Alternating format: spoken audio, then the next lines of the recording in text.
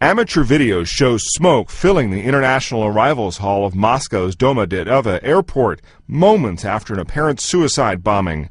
Flames are visible and victims appear to be lying on the ground. More than 30 people died. More than 160 were wounded.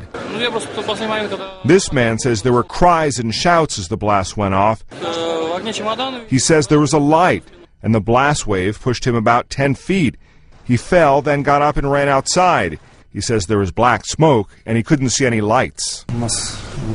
Russian President Dmitry Medvedev says early indications are that the bombing was a terrorist act.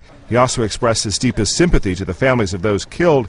Medvedev ordered authorities to beef up security at Moscow's 2 other commercial airports and other key transportation centers.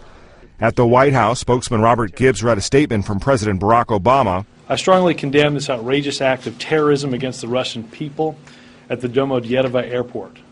I want to express the solidarity of the American people with the Russian people in the aftermath of this premeditated attack against innocent civilians. The Russians are pretty good at security when they focus on it. AP Stephen Hurst once served as Moscow bureau chief. But on the other hand, they, like we in the United States, face this security threat, and there are so many opportunities for someone who is willing to blow themselves up that it's almost impossible to guard against them.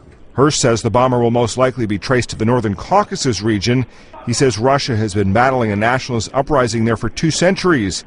No one immediately claimed responsibility for the explosion, but Chechen militants have claimed responsibility for previous terror attacks. The attack calls into question Russia's ability to safely host major international sports events. It's scheduled to host the 2014 Winter Olympics and 2018 World Cup. Matt Friedman, The Associated Press.